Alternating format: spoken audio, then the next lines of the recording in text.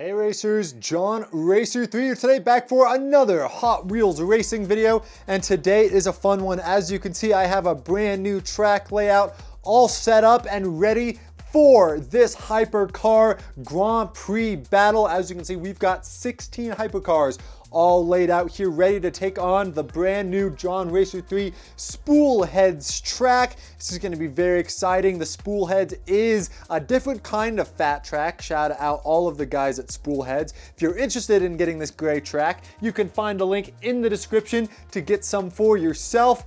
But without further ado, let's go ahead and talk about the track, talk about the cars, and talk about the tournament so we can get racing. First things first, we've got the track. Now this track is going to be starting with the Play Robotics 2 lane, going all the way to the downhill where the cars will be timed to see how fast they can get down the downhill. As you can see, less than a second is ideal, but then the cars are going to go up and merge lanes on the Spool Heads lane merge, and they will have a couple of feet to jostle out for position before they go into turn one. This is going to be absolutely crucial because the cars lane really strongly determines how the car is going to perform at a turn one. So we'll talk a little bit more about that once we get into the racing. But then we've got a little bit more of a angled downhill here, so cars will still be gaining speed even after they come out of turn two. And then we've got the bumps. Cars can get a little bit loose here, get out of the groove and spin out and lose their race. So this will be the passing opportunity for the majority of these cars.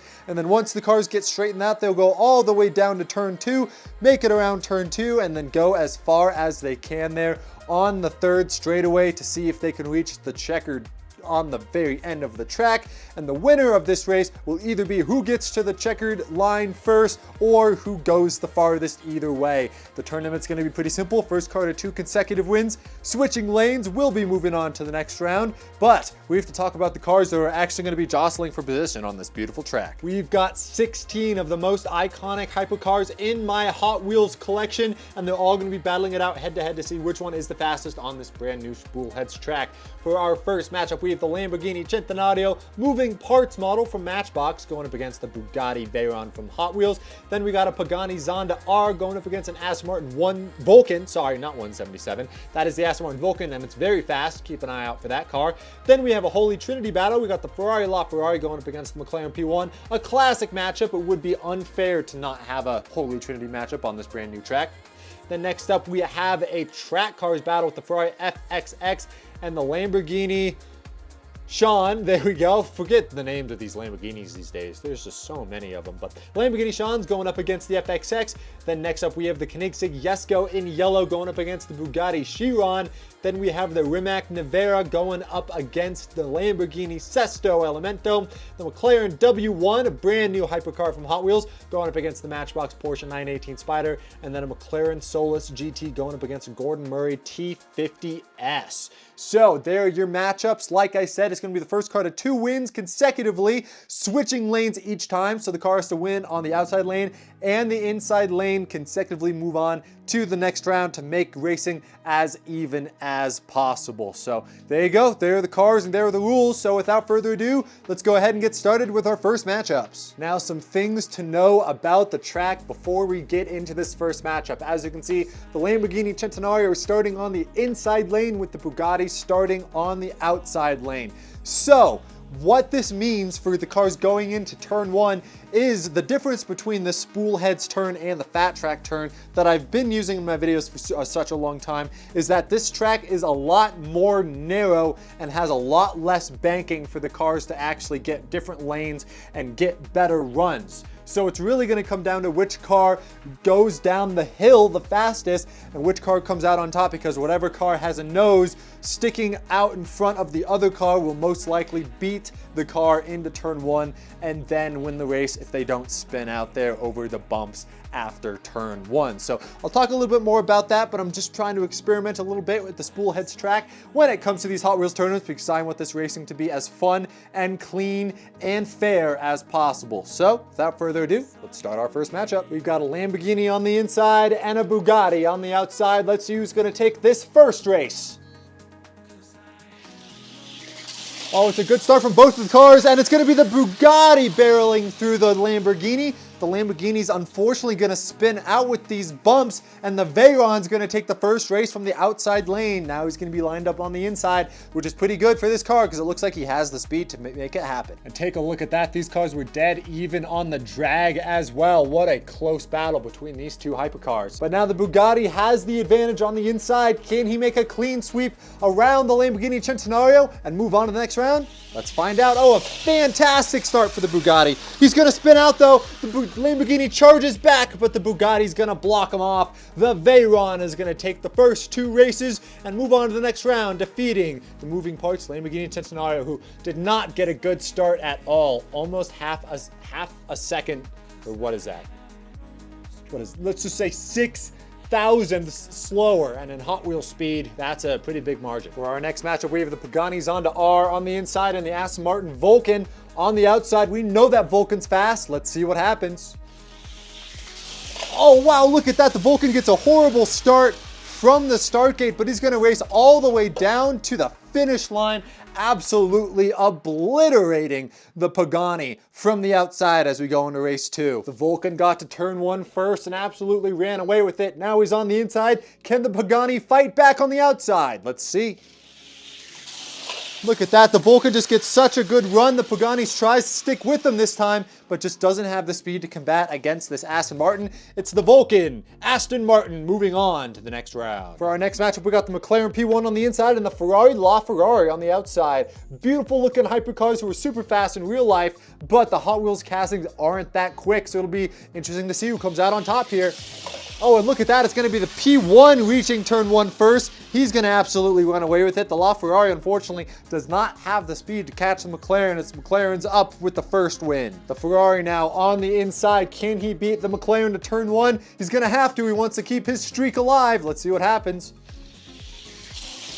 It doesn't look like it. The Ferrari just loses out a little bit of speed on the McLaren, who keeps it straight all the way down the track, and he's going to finish in front of the Ferrari. So again, another 2 consecutive wins in a row for this hypercar, and the McLaren moves on to the next round. For our next matchup, we have a Lamborghini versus Ferrari battle. We got the Lamborghini Sean on the inside and the Ferrari FXX Speed Machines on the outside. Both really fast hypercars. Let's see who gets to turn 1 first.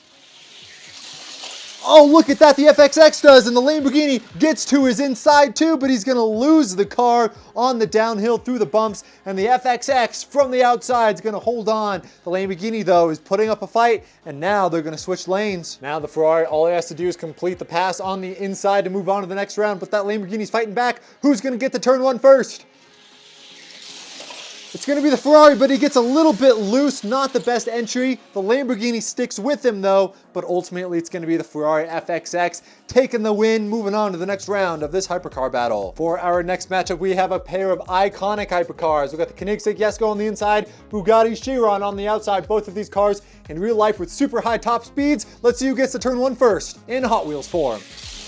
Oh, it's going to be the Jesko easily. The Bugatti looks to the inside of the Jesko, but he's not going to get there as the Jesko races all the way to the finish line, absolutely obliterating the Bugatti on the straights. They switch lanes and the Koenigsegg is up 1. Now the Koenigsegg's got to get his second win on the outside, which we have not seen yet so far. All of the second wins have come from the inside car. Can the Bugatti bring the fight back to the Koenigsegg on this second run? Oh, look at that. He gets to the tail of the Koenigsegg, but it's not going to be enough. The Jesko reaches the finish line once again to absolutely obliterate the Bugatti, moving on to the next round of the hypercar battle. For our next matchup, we have the Rimac Nevera on the inside, an electric hypercar versus the Lamborghini Sesto Elemento, just one of the most classic hypercars in all of these tournaments. 3 lights go on and they all go out. Who's going to take this one?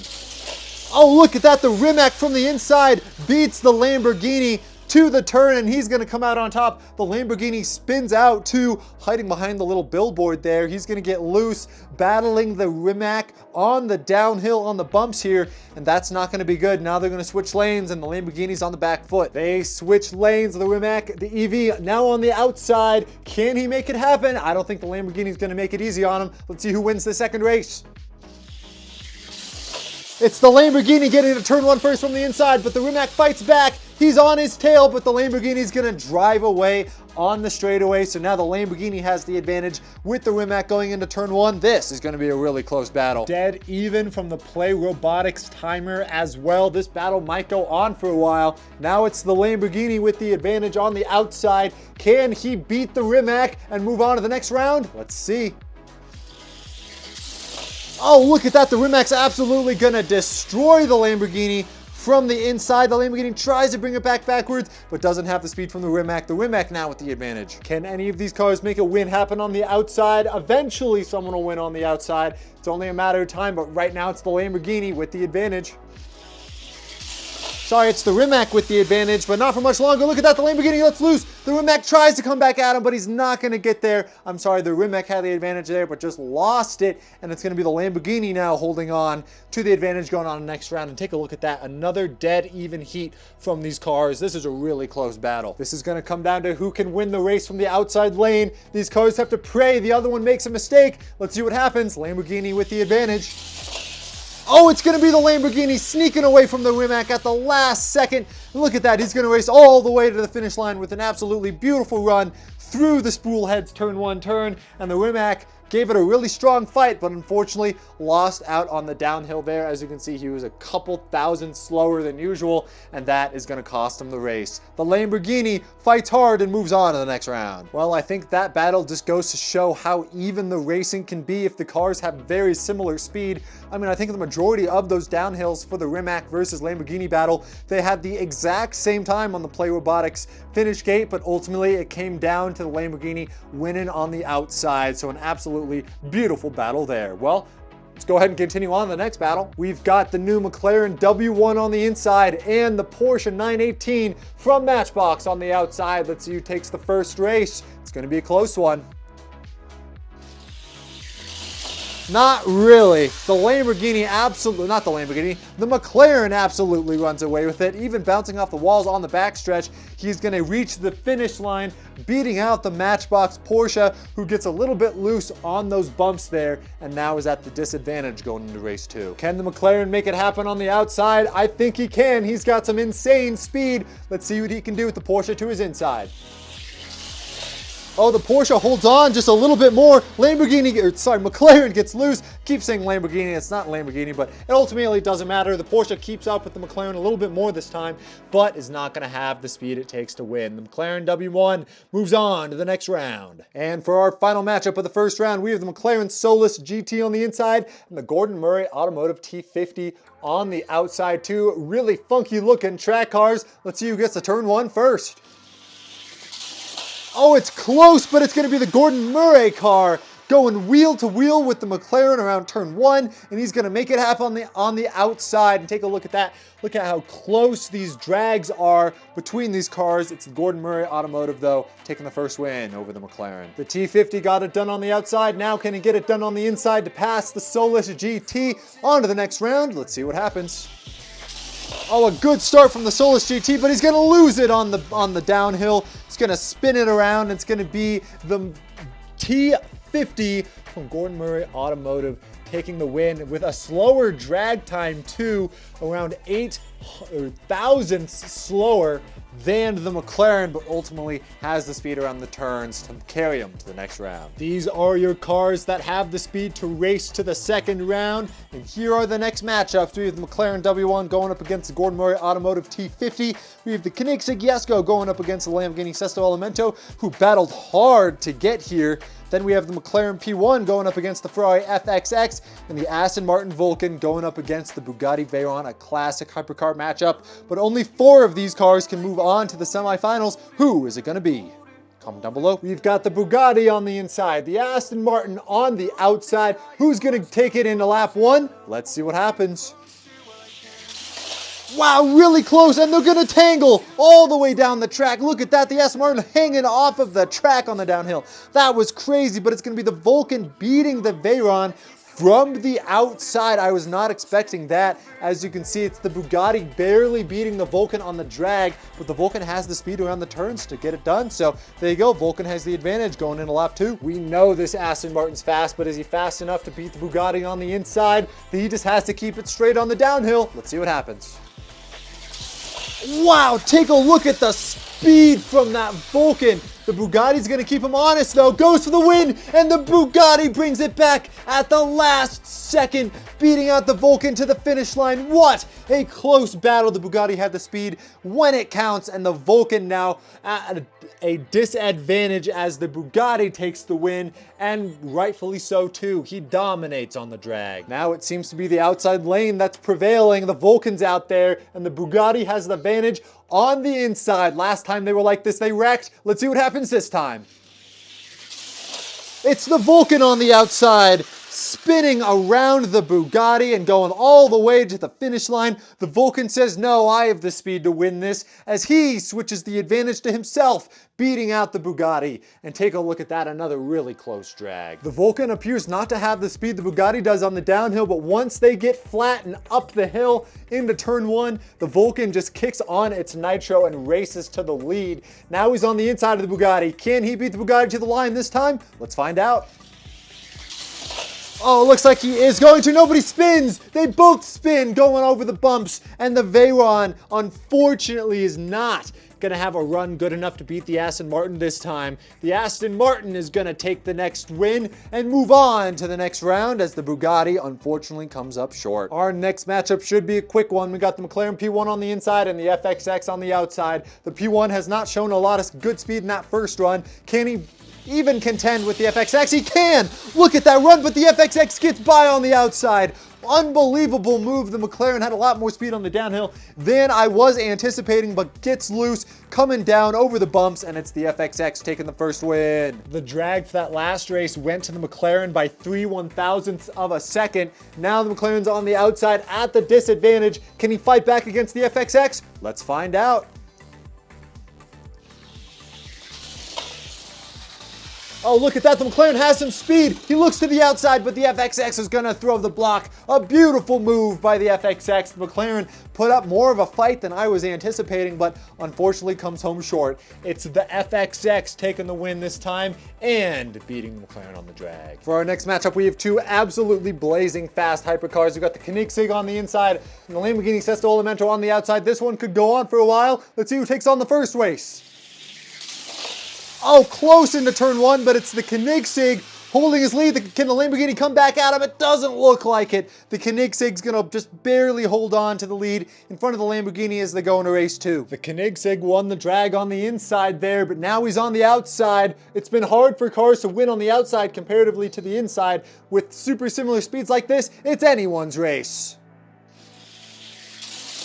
Oh, look at that. The Lamborghini is going to get the run on the Koenigsegg, but the Koenigsegg's going to get by him. The Lamborghini gets loose coming out of turn two and is going to lose the lead from the inside. And what a run for the Koenigsegg despite getting beat to turn one. On the outside, he shows he has just more speed than the Lamborghini. And take a look at that. He's even going to win the drag on the outside as well. So the Lamborghini put up a hard fight to be here, but unfortunately loses his spot in two races as the Koenigsegg moves on to the next round. All right, time to determine our last semifinalist. We got the McLaren W1 on the inside and the Gordon Murray Automotive T50 on the outside. Who's going to get to turn one first? It's going to be the McLaren doing it. They all keep it straight except the Gordon Murray spins there going into turn two, as it's the McLaren W1 taking the first race, beating out the T50 as we go into race two. 100th of a second gave the McLaren the win that time, but now he's on the outside. Can the Gordon Murray Automotive fight back on that inside lane, or can the McLaren run away with it? It looks like the McLaren's going to get away cleanly.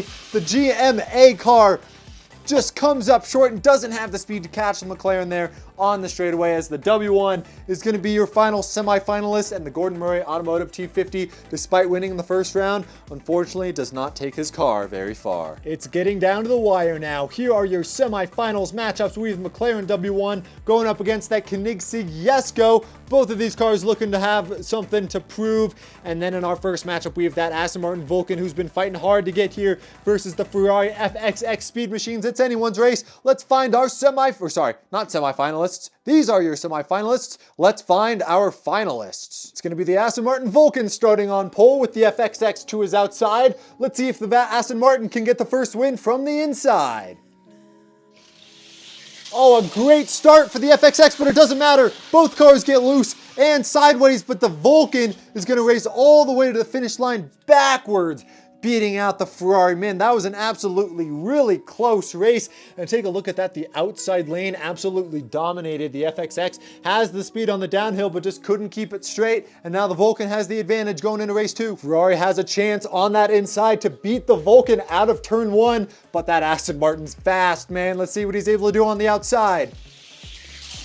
He's gonna get to turn 1 first, gets a little bit loose. The FXX tries to catch back up to him, but he's not gonna have the speed. It's gonna be the Aston Martin taking the win, beating the FXX fair and square from both lanes, absolutely dominating. And let's take a look at the times. The FXX barely beat the Vulcan on the drag there, 0.02 of a second, but that was not enough. The Aston Martin Vulcan's just too fast when the track straightens out and goes uphill. The Vulcan is moving on to the finals. I'm really excited for this matchup because we know both of these hypercars could win it. We have the McLaren W1, the newcomer, on the inside versus the Koenigsegg Jesko on the outside. Who's gonna take the first race? Let's find out.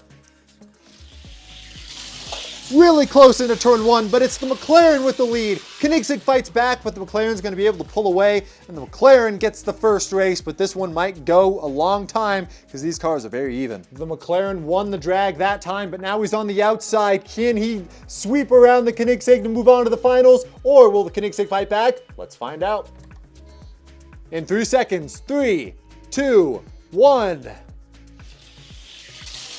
It's the Koenigsegg this time who beats the McLaren around the turn, and the McLaren's gonna get loose out of turn 2 as well. I knew this battle would be close, but the Koenigsegg takes it from the inside and he wins the drag. Let's go again. It looks like the car with the advantage is gonna have to make a done on the outside. Now we've got the Koenigsegg with the advantage. Can the McLaren fight back on the inside? Let's find out.